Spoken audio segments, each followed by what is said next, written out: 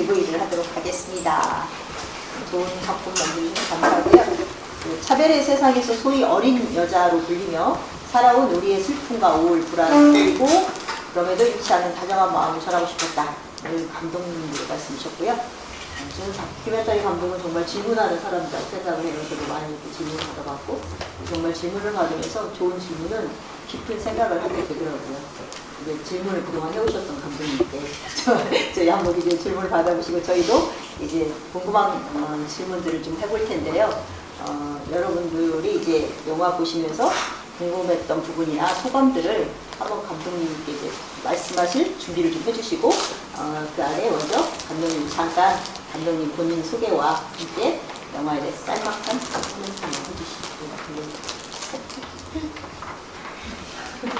네, 안녕하세요. 저는 제1장 너와 나 사이를 만든 김윤경입니다. 저는 가장 제가 가깝다고 생각하는 할머니를 찍으면서 지금까지 그냥 일상적으로 지내면서는 발견하지 못했던 다른 부분들을 좀 대립되는 모습들을 담아보고 그 안에서 우리가 같은 점이 뭐가 있는지 한번 찾아보는 다큐멘터리를 했습니다. 네, 안녕하세요. 저는 2장 빨간 줄 만든 윤누리라고 하고요. 저는 이제 오랫동안 정신병을 알아오면서 좀 이제 외부적으로 저한테 쏟아지는 것 같다고 느끼는 어떤 시선들이 사실은 알고 보니 제 안에서도 발견이 되고 있다는 거를 좀 많이 느꼈어요. 그 당시에. 그래서 그 어떤 외부와 내면의 어떤 경계에 대해서 좀 이야기를 하고 그 경계를 좀 부수는 작업을 하고 싶다라고 생각을 하면서 작업을 했습니다. 안녕하세요. 저는 확장 무경계를 넣은 여인사라고 하고요. 되게 내가 누군지를 호명하는 것이 되게 중요한 어떤 운동의 의제가 된 이 시대에 어떤 태도를 가지고 어떤 자세로 연대를 하면 좋을까 이런 고민을 하면서 만든 작품을 보셨고요. 감기 걸려가지고 소통이 오버하지 않아서 안녕하세요. 저는 제4장 나는 문제라고 먹는 여자를 만든 재원이라고 하고요. 이 작업은 제가 이제 저희와 또래 감독님들하고 같이 차별금지법, 연례재정 농성을 기록하면서 저희가 세상을 바라보는 방식을 좀 다르게 했던, 그리고 저에게 분명히 있었던 일이지만 어떻게 보면은 몇 년 동안 외면해왔던 좀 어떤 이 시간을 나의 이 사건이 나한테 일어났고 이게 어떤 의미인지 조금 되짚어보는, 그러니까 스스로 나에게 이런 일이 있었고 라는 것을 이제 인정하고자 했던 그런 시도로서 이제 임신중단 관련한 이야기를 만들었습니다. 안녕하세요. 저는 오프닝 에필로그 연출한 윤수빈이라고 합니다. 저는 원래 시작할 때 스텝으로 참여했다가 영화의 시작과 끝을 연출하게 됐고요. 저희 감독들이 차별금지법 농성장에서 처음 만나가지고 이제 영화도 시작되게 됐는데 그때 이제 연대에 대한 두려움 그런 걸 갖고 있었는데 그런 연대를 다시 시작하는 기록자의 이야기를 에필로그에 담았습니다. 여러분들이 이렇게 영화 보시면서 느끼신 소감이나 질문들이 있으면 또 이렇게 질문 말씀해 주시면 되겠고 우선 제가 먼저 한번 질문해 볼까요? 먼저 윤경 감독님께 알았어요. 페미니즘이라고 얘기하면 부정적인 반응을 보이는 사람한테 뭐라고 설명하기 전에 익숙한 피로감부터 느끼는 것 같아요. 또 가까운 사람이라 이미 그러면 더 힘들고. 그래서 할머니는 그런데 개인적으로 남자한테도 지지 안 하고 강하게 사셨기 때문에 본인이 그렇게 사셨기 때문에 어떤 사회 현상에서 그런 부분 잘 이해를 못하시는 것 같았어요. 할머니 입장에 있으시겠죠. 감독님은 그때 그 후에 어떻게 할머니 만나보셨나요? 감독님과 대화 이후에 할머니 좀 생각하셨던 것 같아요. 만나보셨다고 어떻게 좀 달라진 게 있으셨나요? 사실 저는 이제 해외에 갔다 오고 나서 아예 요즘에는 할머니 댁에 작업실을 차려서 출퇴근을 하고 있어서 누구보다도 많이 만나는 분이 지금 할머니고, 근데 저도 영화를 한참 찍으면서도 할머니를 이해할 수 없다는 생각이 너무 힘들었고, 지금도 사실 완벽하게 이해는 못하지만 항상 촬영을 갔다 오면 친할머니라서 아버지랑 이렇게 막 얘기를 했거든요. 할머니가 왜 이런 생각을 가지고 계실까? 너무 답답하다. 그러면 아버지는 또 이제 대학생 때부터 어떤 학생운동 때문에 항상 이런 마찰이 있었는데, 그때마다 아빠가 생각하는 할머니는 너무 여러 이 한국의 너무 굵직한 것들을 많이 겪어오셨고, 전쟁부터 그 이전의 것들도 겪어오셨고, 일제강점기에 태어나신 분이니까 뭔가 어떤 강자의 논리를 빠르게 흡수하고 그걸 내 것으로 만들어야지만 살아갈 수 있는 시대를 겪어서 할머니가 그런 사람이 되신 것 같다. 그래서 뭔가 어쨌든 이런 윤석열 정부를 지지하는 것도 뭔가 그냥 자연스러운 섭리에 의해서 그렇게 된 것 같다. 우리는 그렇게 할머니를 이해해야 할 것 같다라는 말을 듣고 나서 그제서야 조금 이해가 되더라고요. 그래서 그러면 내가 아는 할머니는 이런 사람이고, 대신에 또 저는 할머니의 제가 생각하는 페미니스트스러운 모습도 알고 있잖아요. 그래서 할머니는 그냥 이런 다양한 면을 가지고 있는 사람이구나, 이렇게 이해하면 되겠구나, 요즘에서 다시 좀 생각하고 있는 것 같아요. 여러분 백경 감독님께 한번 질문이나 소감 말씀해 주시고 지나가면 다시 오기 힘듭니다. 네. 정말 흥미롭게 봤거든요. 그래서 저도 그게 굉장히 이해가 안 됐는데, 그렇게 생각하시는구나, 어르신이. 그런데 그 영화를 다 완성하신 후에 할머니께서 그걸 영화를 보셨나요? 처음부터 끝까지? 아직 못 보셨어요. 네, 대단한 이유가 있어서 그런 건 아니었고, 그냥 좀 시간이 안 맞아서 그랬던 건데, 최대한 빨리 보여드리려고 하고 있고, 대신에 뭔가 얘가 자꾸 와서 나를 찍고 있고, 이걸로 뭔가 영화를 만들었다는 사실은 인지하고 계세요. 근데 어떤 모습이 어떻게 담겨있는지는 모르겠어요. 저도 반응이 아직 일찍 먼저. 저는 할머님이 한 번씩. 그러니까 제가 유일한 남자인데 할머님이 되게 인텔이시고 상당히 그 하여튼 지적 수준이 높으신 분이라는 걸 약간 대화를 통해서 느꼈는데 거기서 이제 할머님 저는 충분히 이해가 좀 본인이 생각한 건 말의 표현으로 나간 그 페미니즘에 대한 거부감 이런 걸 떠나서 좀 더 승화시켜서 바라보는 여성의 자존감 뭐 이런 거에 대한 강조를 그런 식으로 표현했던 것 같아서 저는 충분히 참 틀리지는 않은 얘기다라는 어떤 그런 거에 좀 공감을 하게 됐어요. 그리고 거기에 뭐 열 몇 가지 이렇게 뭐 그 서두에 썼던 표현들 중에 최선을 다하지 말라. 되게 아이러니한 표현인데 뭐 참지 마라. 우리 일반적으로 학교에서 배울 때는 참아라, 뭐 최선을 다하라 거꾸로 배우는데 거기에 전혀 반대로 얘기하는 게 되게 뭐 어떤 약자의 아픔을 그렇게 드러내고 싶은 거 그런 걸 좀 느꼈어요.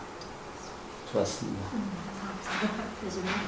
네, 저는 비용님하고 좀 생각이 다른데 공통된 건 처음에 쭉 나왔던 그거 정말 이렇게 맞는 얘기고 참 멋지다. 그거 따로 이렇게 해서 어딘가 놓아줘도 좋겠다. 할머니를 인터뷰하면서 할머니의 어떤 생각이나 그런 게 좀 가깝해 보이기는 하지만 그거를 그 시대에 굉장히 이렇게 성공하면서 살았던 개인이 바라보는 세상은 그럴 수 있겠다.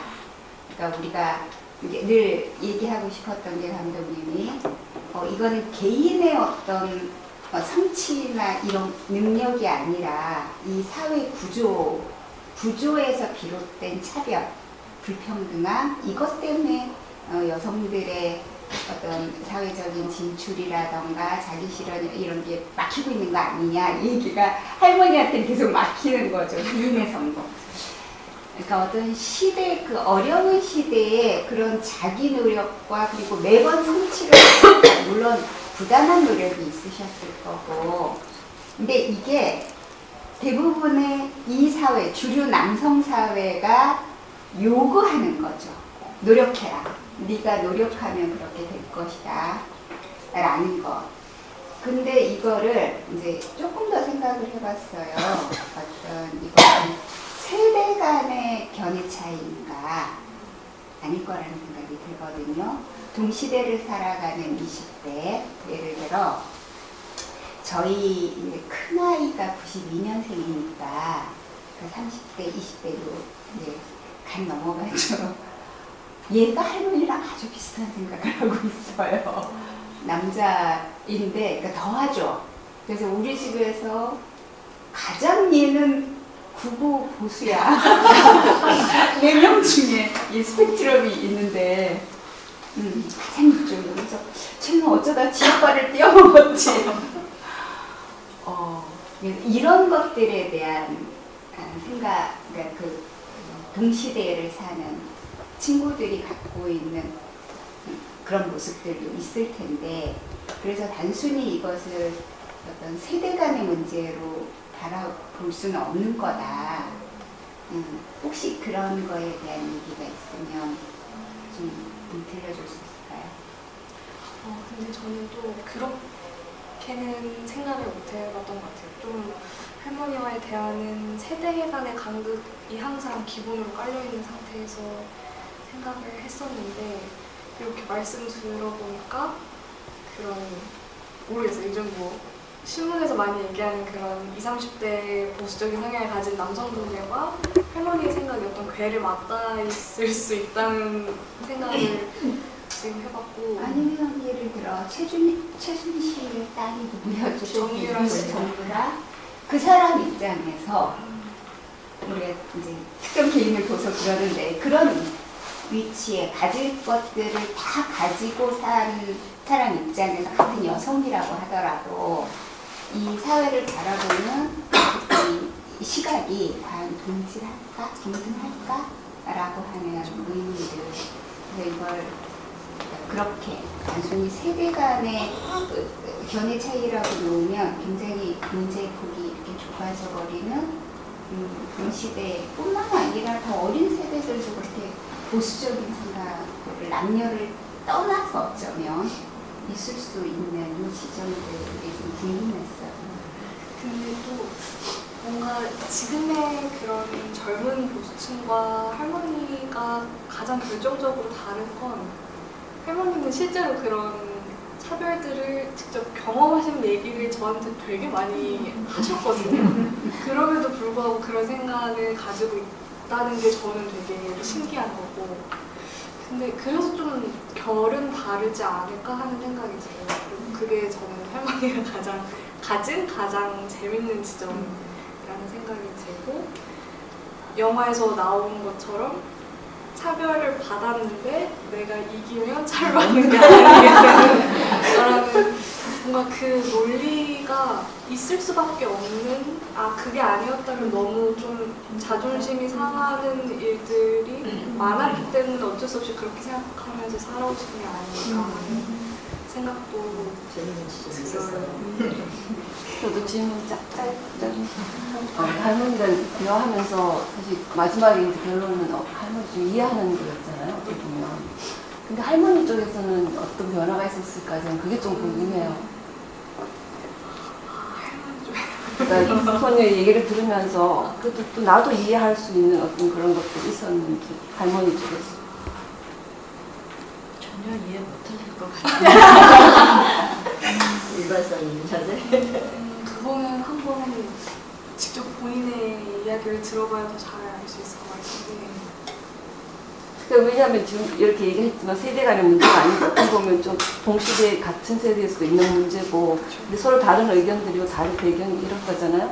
근데 한쪽에서만 너무 이해를 할 수는 없는 거고 사실 반대쪽에서도 그걸 또 봐야 되는 이런 좀 상호적인 게 있어야 이게 뭔가 변화가 있을 수 있는 건데 그런 게 조금 궁금했어. 아니면 이 경우는 물론 그게 뭐야, 그 피부로 느끼는 변화가 아직 없는 것 같아요. 생각이 안 나는 에피소드가 없어가지고. 숙제야. 숙제입니다. 저는 그 영화 보면서 세대 간의 생각 차이를 보여주는 거 굉장히 흥미로웠거든요. 그런 거 이제까지 없었으니까. 근데 페미니스트들 중에도 남성도 있잖아요.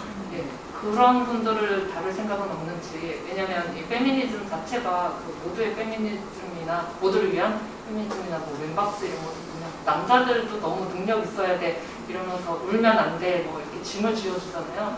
남자들조차도 해방돼야 된다 이런 원리로 그 남자가 페미니스트인 사람을 인터뷰해도 좋겠다 그런 생각이 듭니다. 저는 이런 할머니와의 갈등 이전에는 아버지와의 이런 비슷한 갈등이 있었거든요. 페미니즘에 대해서 항상 이렇게 마찰이 있고 당연히 본인은 남자이시니까 난 남성의 논리를 지지할 수밖에 없다는 그런 주장을 항상 하셔서 막 밥 먹다가 뛰쳐나가고 일들이 꽤 많았는데 지금은 사실 제가 꾸준히 이런 여성지휘 활동을 하시는 걸 보시고 제가 뭔가 어떤 뉴스가 있을 때 그냥 껄끄러운 얘기를 하게 되더라도 막 어쩔 수 없이 아빠 앞에서 얘기를 하고 하다 보니까 지금은 굉장히 우호적인 입장으로 바뀌셨고 어떤 문제에 대해서도 정말 이야기가 통한다, 우리가 같은 생각을 하고 있구나라는 생각이 들 정도로 이야기를 할 수 있는 수준까지 됐어요. 근데 뭔가 엄청나게 노력을 했다고는 생각이 안 들었는데 지금 돌이켜 생각해보면 내가 뭔가 생각해온 것들을 공유하는 것만으로도 아빠를 바꾸는 데 영향을 끼쳤구나 이런 생각이 들어서 뭔가 그렇게 기회가 있다면 아빠랑 해보는 것도 좋겠는데 아버님 모르겠습니다. 네, 좋습니다. 여러분 보신 것처럼 감독님 돌아가면서 이렇게 말씀해 주시면 됩니다. 질문 주시면 됩니다. 다음번에 유리 감독님께 남들에게는 정말 그 사소하지만 당사자들한테는 불가능한 그런 것들을 또 사람들이 괜찮아 할 수 있어 열심히 이렇게 별 도움 안 되는 응원을 할 때 더 무력감 느끼는 것 같아요. 그렇죠. 저도 실은 무급하자면서 이렇게 속삭이는 소리 그런 소리를 저도 했던 것 같아요. 그래서 그런 마음에서 좀 죄송한 마음이 들고 그랬거든요. 그러니까 되게 의미 있게 봤는데 이 유리 감독님 작품에 대해서 빨간 줄에 대해서 또 감상이나 질문 있으시면 말씀해 주시죠. 없으시면 제가 말씀할게요. 네, 영화 되게 잘 봤습니다. 그리고 마지막께서 말씀해 주신 것처럼 저도 좀 뜨끔했거든요. 왜냐면 나는 진짜로 이렇게 뭔가 좀 힘이 되고 싶어가지고 정말 많이 고민하고 생각해서 한 말을 저렇게 자막도 다 보고 있으니까 너무 막 민망하기도 하고 그래서 영화가 이제 끝날 때 내가 뭐라고 했었어야 될까? 너무 지금 힘냈으면 좋겠는데 이거를 그냥 뭐라고 했었어야 될까? 계속 생각이 들었어요. 그 말. 뭐라고 얘기해 주는 게 좋을까? 그 의사 선생님처럼 그냥 내가 어떤 얘기든 다 들어줄 수 있다고 얘기하는 게 좋은 걸까? 그러니까 되게 궁금하더라고요. 계속 질문이 계속 맴돌았어요. 그때 나는 뭐라고 했었어야 되지? 근데 이거는 저한테도 되게 어려운 질문인데 왜 그러냐면 저는 저에게 그런 이야기를 해주는 분들에게 제 경험을 공유를 할 수가 있잖아요. 그래서 이제 제 경험을 함께 나누면서 이제 그 친구한테는 그럼 어떤 방법이 좋을지에 대해서 이렇게 같이 얘기를 하는데 그렇지 않은 분들은 글쎄요 어떻게 말씀하시는 게 좋을지 저는 아직은 잘 모르겠어요. 근데 저한테는 사실 그러니까 누군가 괜찮다고 괜찮아질 거라고 힘을 내보자 뭐 이런 식으로 이제 격려를 해주더라도 사실 그런 것들이 잘 들어오지 않았던 때가 있었고 왜냐면 사실 너무 이게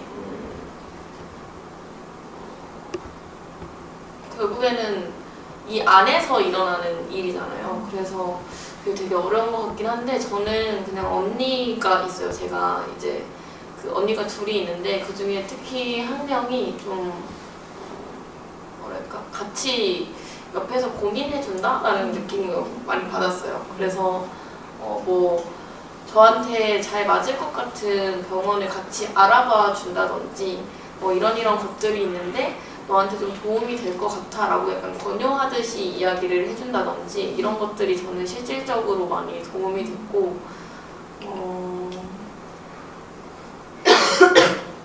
그리고 그냥 어떤 존재 자체를 좀 긍정해주는 말들이 오히려 더 좋게 다가왔던 것 같아요. 그러니까 이 뭔가 내가 바꾸기 힘들다고 느끼는 이 상태를 어떻게든 바뀔 거라고 이야기해주는 말들은 사실 좀 오히려 더 그 언제 올지 알 수 없는 그 미래를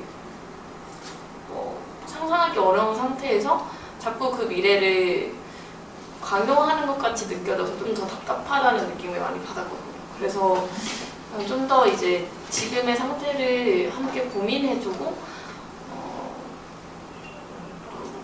존재 자체를 긍정해주는 그런 것들이 더 좋지 않을까라는 생각입니다. 응원을 받은 것 같은 느낌이 들어서도 좋았지만 그리고 속으로 좀 뜨끔해지는 지점들도 좋았고 그 영화 자체도 굉장히 잘 만드신 영화라는 생각이 들었습니다. 정말 좋았습니다. 좀 질문이 아까 그 영화 속에 약간 반전이라고 저는 느꼈는데 그 병원에 입원하셨잖아요. 네네. 그래서 거기에서 지내다가 나중에 다른 사람들이 어떤 언니가 어떤 분이 넌 눈빛이 다르다. 너는 여기 속하지 않는 약간 그런 얘기를 듣고 뭔가 이제 얘기를 하셨는데 저는 그게 약간 혹시라도 도움이 되셨나. 왜냐면 아까 처음 얘기하실 때도 나 자신이 나를 어떻게 보느냐 이거가 중요했을 때 이렇게 얘기하셨거든요. 근데 거기서 그거를 누군가가 이렇게 객관적으로 보여줘서 내가 또 나를 다시 보는 어떤 그런 계기가 돼서 그것도 도움이 되셨는지 그게 좀 궁금했어요. 근데 그거는 사실 뭐라고 해야 될까요? 그 말이 저한테는 어떤 의미였냐면 나도 알게 모르게 그러니까 나도 이 사람들과는 좀 다르다고 선을 그어놓고 있었던 게 아닐까라는 걸 좀 그러니까 사실 뜨끔하게 되게 된 말 중에 하나였어요. 그러니까 물론 저도 이제 제가 가지고 있는 이 병에 대해서는 뭔가 스스로가 겪는 어떤 증상들에 대해서 잘 알고 내가 이거를 어떤 식으로 지나왔는지를 잘 아니까 이런 증상 안에서 이거를 잘 컨트롤하면 나는 되게 괜찮은 사람처럼 보일 거야. 다른 사람들한테. 나는 되게 멀쩡한 사람처럼 보일 거야. 이런 생각을 은연중에 하고 있었던 게 아닐까라는 생각이 좀 들더라고요. 그 말을 들었을 때. 그래서 뭔가 그 말이 위로나 어떤 그런 것들로 다가왔다기보다는 뭐라고 해야 될까? 내가 그냥 다른 사람들이 보기에 이만큼 멀쩡해 보이는구나 라는 생각이 들면서 근데 그렇게 멀쩡하다고 생각하게 되는 자신이 뭔가 나랑 다른 어떤 환자들을 다른 증상을 가진 사람들을 되게 구분 지어놓고 있었구나 라는 걸 좀 깨닫는 어떤 되게 부끄러운 경험이었던 것 같아요. 네, 그래서 그런 생각이 이어져서 이 영화를 만들게 됐습니다. 저는 거의 공황장애를 제가 겪어봤었거든요. 한 2년 정도 겪었는데 제가 좀 목소리가 좀 안 좋아서 이렇게 얘기하는 게 좀 도움이 안 될 것 같기도 한데 겪어봤는데 처음에 병원에 그 개인병원 의사한테 찾아갔었어요. 근데 거기 의사는 접근 방법이 이 일종의 이제 정신과적인 치료, 이 치료는 굳이 약을 먹어서 의존하면 평생 약을 먹어야 될 수도 있다. 그러니까 약을 먹지 말고 우리 뭐 명상 호흡법이나 이런 것 통해서 심신을 이렇게 안정시키는 그 부교감 신경을 더 확장시켜서 자기가 스스로 이렇게 캄다운 시킬 수 있는 이제 그런 트레이닝을 위주로 이제 가르쳤어요. 그래서 그게 한 달에 비용만 한 200만 원씩 들어갔어요. 그렇게 한 6개월을 했는데 거기 오는 사람들 같이 이제 그 동기같이 가면 한 10명씩 만나요. 그러면 전부 모든 사람들이 다 상태가 안 좋아요. 그리고 한 달 지나면 좋아져야 되는데 전부 똑같이 불안해하고 뭐 있었던 얘기 들어보면 그냥 저보다 훨씬 더 심하고. 그래서 한 6개월 다니다가 이건 아니구나 하고 생각을 이제 그 누구 소개로 강북 삼성병원에 그 신영철 박사한테 갔는데 아까 거기에서 저는 그걸 딱 그게 이제 저도 다 잊어먹고 있었는데 아까 보다가 떠올랐는데 그분은 저한테 첫 질문이 공황장애를 어떻게 겪어봤냐고 물어보더라고요. 그래서 호흡을 못할 것 같아서 죽을 것 같은 경험을 해봤냐. 그래서 그 경험을 했다. 그러면 그건 공황장애래요. 그래서 공황장애인데 그거 아무것도 아니라고 딱 첫 마디에 이렇게 딱 시작을 하는 거예요. 그건 아무것도 아닙니다. 요새 현대 사회에서 현대 의학이 최근 30년 동안 이게 진짜인지 사실인지 모르지만 30년 동안에 가장 많이 발전한 의학 분야가 이 정신신경치료제라는 얘기를 하시면서 이거 약 몸이 불안할 때 먹고 좋아지면 끊으면 됩니다. 딱 얘기를 표현을 그렇게 하세요. 그러면서 자기가 처방해 주는 대로 먹어보라고. 그렇게 해서 먹고 처방을 받고 발걸음을 돌려서 집에 오는데 일단 마음이 한 50%는 그때 들어갈 때 기분하고 완전히 달라졌어요. 진짜 아무것도 아니구나. 그러고선 한 2주 정도 먹는데 이제는 뭔가 자신감이 있는 거예요. 그래서 그 아까 말한 우리 결국 내적인 문제를 치료하는 거잖아요. 그런 것들이 자기가 신뢰할 수 있는 어떤 사람이 해주는 위로 아니면 뭐 그런 어떤 확신 그런 것들이 뭐 약효도 있지만 결국은 그런 게 이제 굉장히 도움이 되는 그런 거 아닌가 그런 경험을 해봐가지고 아까 그 입장에서 그 아까 레드펜이라는 게 옛날에는 뭐 진짜 정신신경치료가 굉장히 사람들이 부끄러워하고 막 그런 것 때문에 이력서에 나타나지 않게 하려고 뭐 일부러 그렇게도 안 했다라고 얘기를 하는데 그거 보면서 요새도 저런하고 약간 깜짝 놀라긴 했는데 저는 이제 그런 경험을 통해서 그 마음을 좀 이해했던 것 같아요.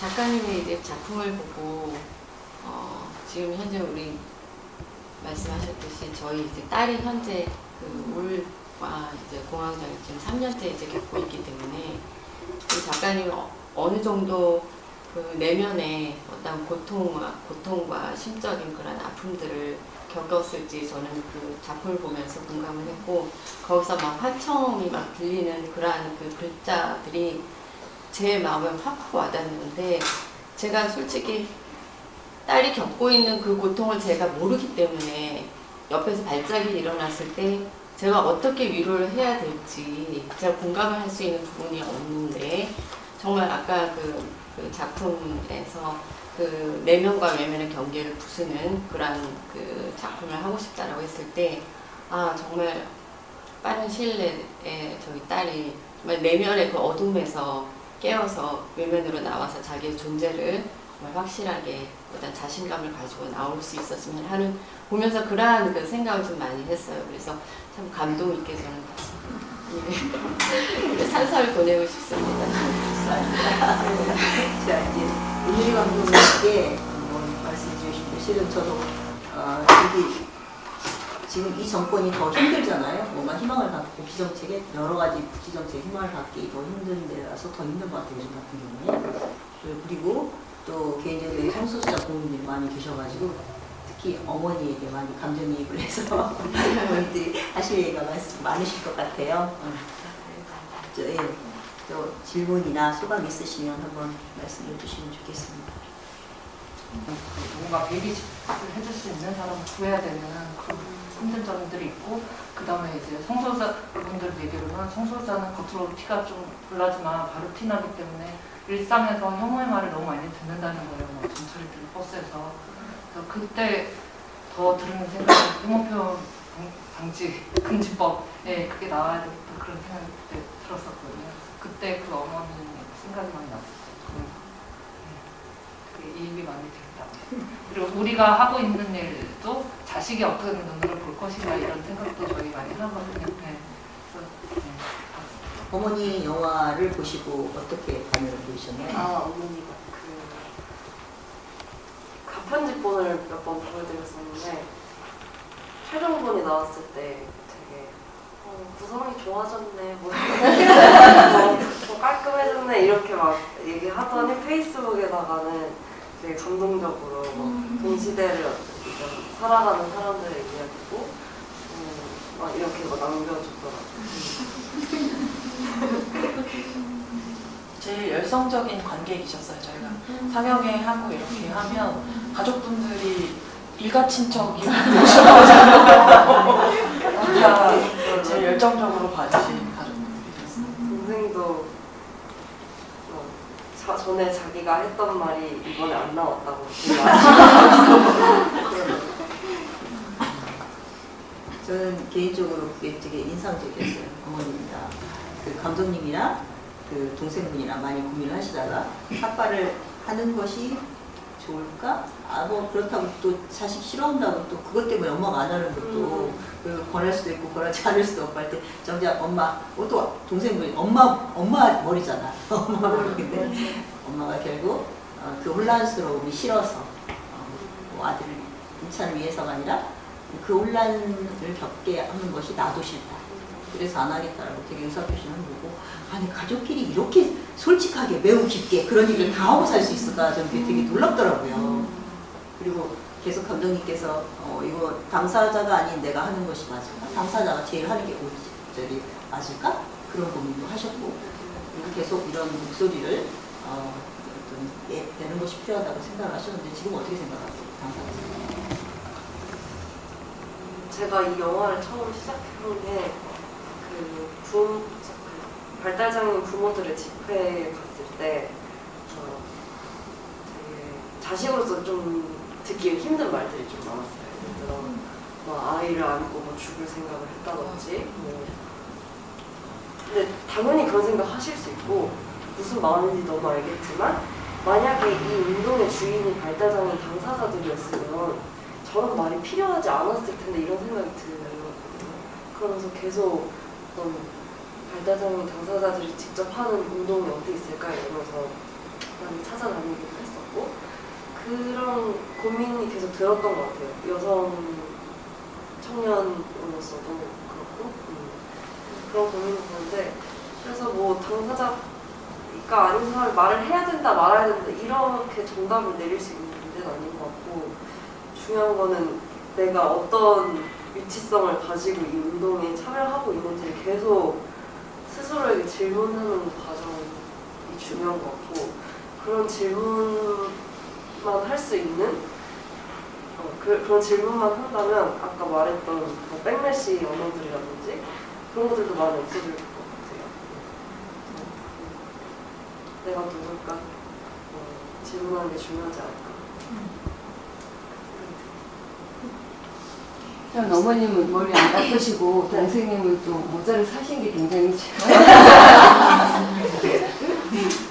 원래 모자를 그러니까 머리를 깎을지 결정하는 게 거의 직전에 안 깎겠다 이렇게 결정이 돼가지고 모자는 그 전에 샀었고 네 그래서 모자를 엄마한테 줬는데 뭐 할머니 모자 같다고 싫어하셔서 그 색깔 얘기가 나오게 되고 영화 안에 이렇게 작은 반전이 있었던 것 같아요. 근데 그럼 발달 장애인에 대한 처우나 아까 어느 정도 되면 다 온전히 부모의 몫으로 돌아간다고 얘기했는데 서구의 선진국이나 이런 데랑 우리나라랑 뭐 얼마나 그런 게 차이가 심각한가요? 저도 뭐 정확한 통계나 데이터로는 알 수가 없는데 일단 한국의 특수성이라고 하면 되게 가족주의가 좀 강하잖아요. 부모 노릇을 해야 되고 자식은 자식 노릇을 해야 되고 이런 것들 그런 것 때문에 어떤 제가 장애인들 중에서도 집에서 살고 있는 장애인들 중에서도 집을 떠나서 살아야겠다, 자립해 살겠다고 마음을 먹는 것 자체가 되게 힘든 구조인 것 같아요.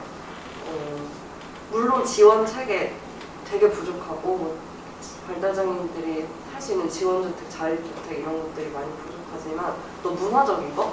그런 게 저는 되게 큰 문제인 것 같고 네, 뭐 다 여러 가지 연결이 돼 있겠죠. 주거 문제, 노동 문제, 지금 또 발달장애인 동료지원가라는 직업이 있는데 그게 200억짜리가 내년에 예산이 삭감되면서 다 해고될 그런 문제라든지 여러 가지가 연결이 돼 있지 않나.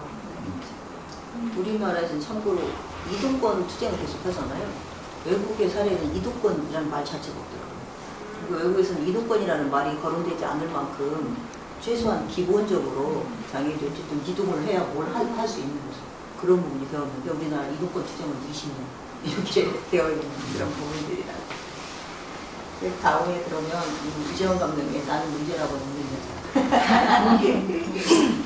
무슨 중간에 일을 하게 되면 내 몸과 마음이 힘들 텐데 그 걱정을 하기도 바쁜데 그 외에 사회가 그런 걸 불허하고 그렇게 막 내 몸에 대한 통제권을 갖지 못하도록 할 때 그게 되게 정말 구속감을 느끼고 불쾌할 것 같아요.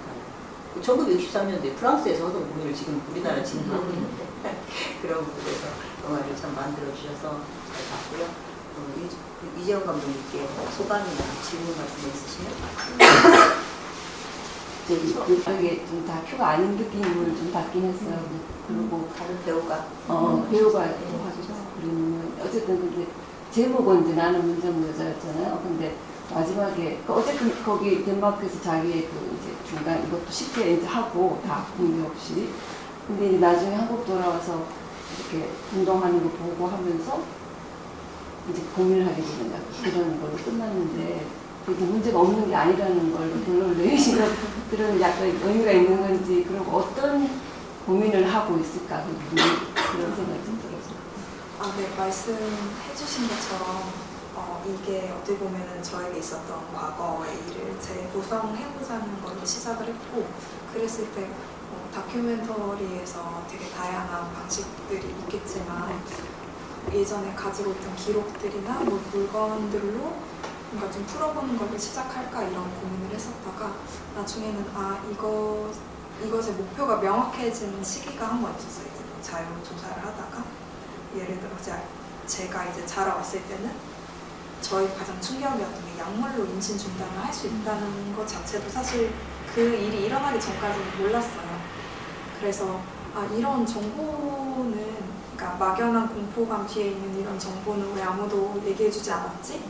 그러면은 이 영화에서 저의 목표는 이거를 보는 사람들로 하여금 이런 방법도 있어. 그리고 그것이 엄청 무섭지 않고 누구에게나 있을 수 있는 일이고 이렇게도 집에서도 할 수 있어. 이런 정보를 어떻게 보면 이렇게 시각적으로 보여주는 것을 목표로 삼자 이렇게 하다 보니까 그러면 저는 시나리오 각본을 써서 재구성을 한번 하는 게 맞는 방법이겠다라는 생각으로 이제 시작을 하게 됐고요. 그 제목을 고민하면서도 말씀해주신 것처럼 이게 좀 역전되는 것 같아요. 그때도 그렇고 지금도 그렇고 죄송해요. 이게 약간 선언처럼 들렸으면 좋겠다. 네, 갑자기 목이 다네. 처음에는 저는 이거를 만들기 전까지는 누구에게도 이 말을 할 수 없었고 제 스스로가 되게 문제가 있는 것처럼 나는 나에게 있었던 일을 왜 계속 외면해왔지?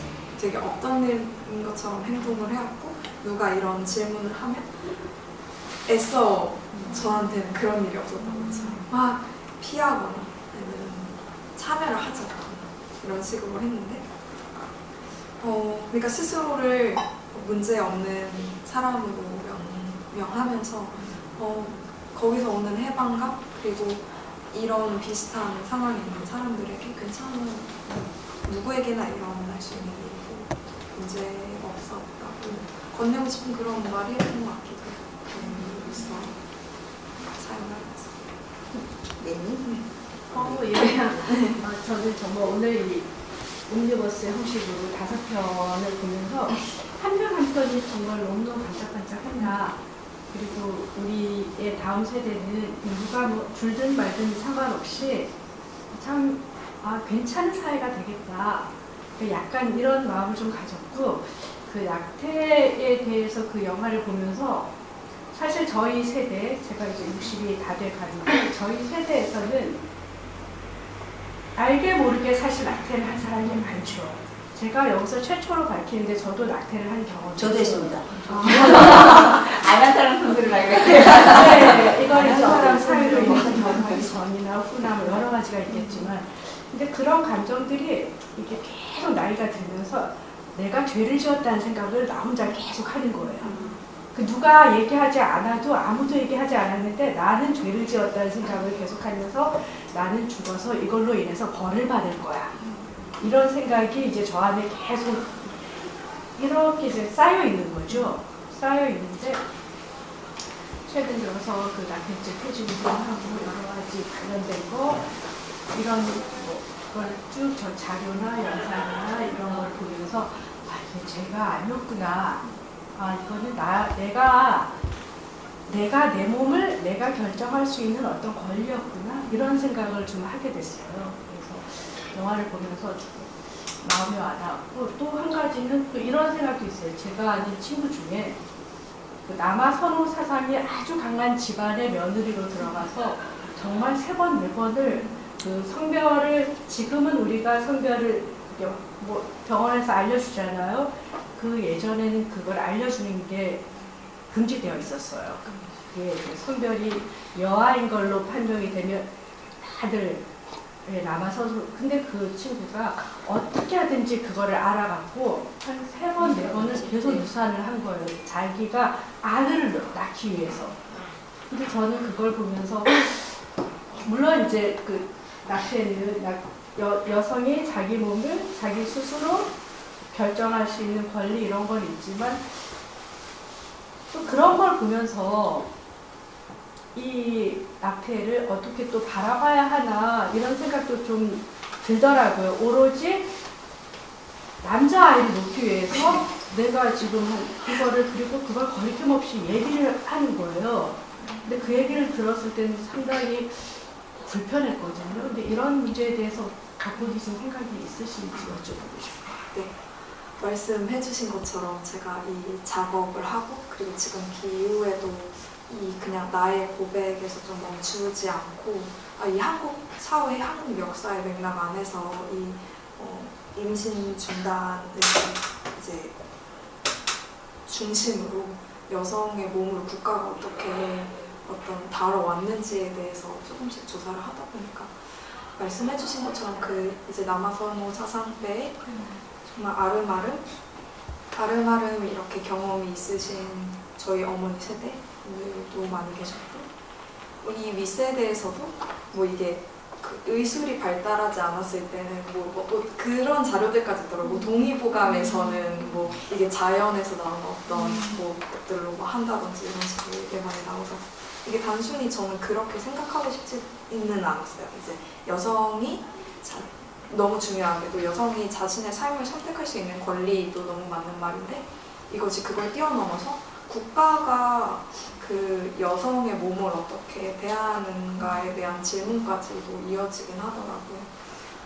지금 뭐 기독교에서나 아니면은 뭐 이제 보수 진영에서 얘기하는 것은 모든 생명은 소중하다 이런 식으로 이제 앞서 나가면 이렇게 말하면서도 이게 뭐 단순히 지금 나온 그런 것도 아니고 과거에는 그러면은 뭐 여성의 성별을 가진 생명은 중요하지 않나요?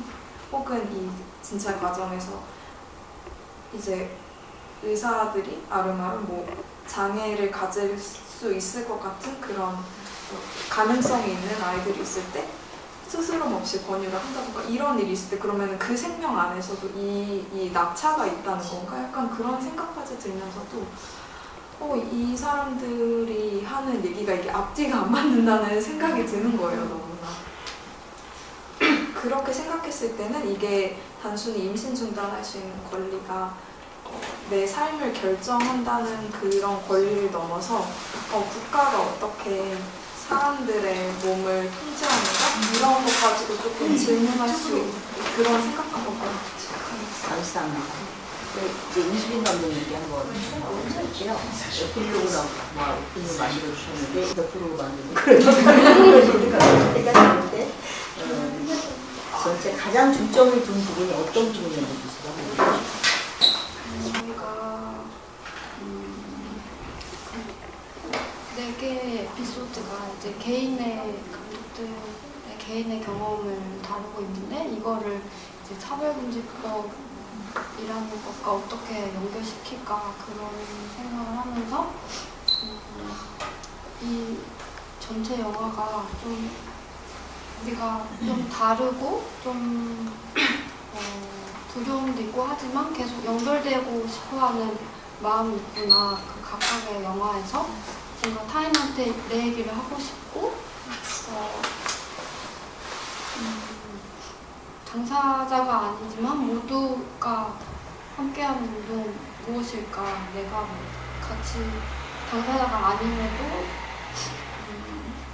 나서는 게 맞나? 이런 얘기들이 다 뭔가 연결되고 싶은 마음에서 기인한다고 생각을 했어요. 그래서 그 마지막에 이제 제가 그 농성장에 처음 왔을 때의 기분을 그런 좀 다뤄보자 해서 처음 왔을 때 되게 두려웠던 그런 거를 감정을 담았고 또 이제 점점 바뀌어가는 제 모습을 에필로그에 담았고요. 또 이제 영화의 맨 앞에는 20, 30대 여성들인데 저희 감독들이 이제 영화를 만들고 나서 보니까 이제 다들 약간 우울을 겪고 있는 게 공통점인 것 같다 그런 생각을 했어요.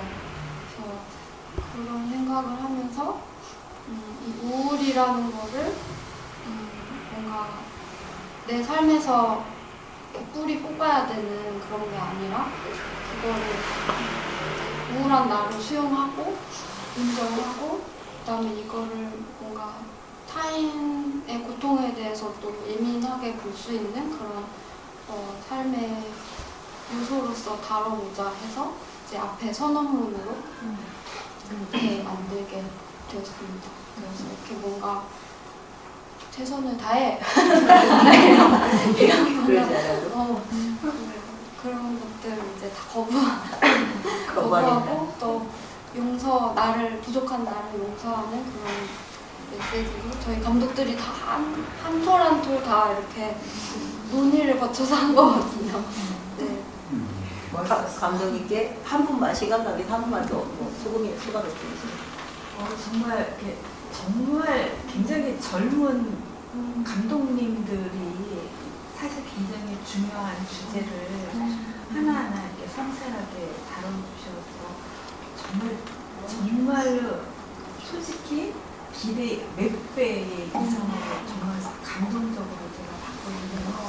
정말 너무너무 감사드리고 박수를 쳐드리고 싶고 그리고 마지막 주제 감독님께서 우울해하셨다는 말씀은 너무나도 당연한 거라고 생각해요. 그거는 여러분들의 그것이 아니라 이 세상이 잘못 가고 있는 그것을 탓해야 될 그렇기 때문에 당연히 우울할 수 있고 저희도 우울할 수 있고 그런 것을 여러분이 섬세하게 그 지점을 알려주신 거거든요. 이 영화 정말 많은 사는 관객들이 보셔야 되고 여기 지금 이렇게밖에 안 모였는데 저 이거 보면서 이거 우리가 더 적극적으로 강화방에 올려서 언젠가 정말 지금 당장은 아니겠지만 뭐 내년에 정말 이렇게 다시 한번 대화하면 정말 이거 해야 될 것 같다. 부모들이 알아야 될 것 같다. 그래서 정말 감사합니다. 박수 쳐주세요. 최근에 다큐 영화 수라에서 나오더라고요. 주인공 오동필님에게 이렇게 힘들고 어려운 일을 길게 할 수 있는 왜 그렇게 안 하느냐. 그러니까 아름다운 것을 본 죄? 정말 이렇게 귀한 영상을 힘들지만 귀한 영상을 만들어주신 건 차별과 부당함을 먼저 보았기 때문에 그래서 이렇게 해주시는 거고 또 이 싸움의 끝이 무엇인지 알 수 없지만 우리가 정말 지켜야 할 게 있다라고 생각하기 때문에 계속 해주시는 거라고 생각을 해요. 강하고 아름다운 작품을 만들어주신 김윤경 감독님, 윤유리 감독님, 그다음에 여인서 감독님, 이재영 감독님, 임수인 감독님께 박수로 감사드립니다. 우리 사진 찍어요. 네, 같이 사진 찍어요. 여기서 당신과 나를 잇는 법 사랑해요. 뭔가 안 맞았어요. 다시 당신과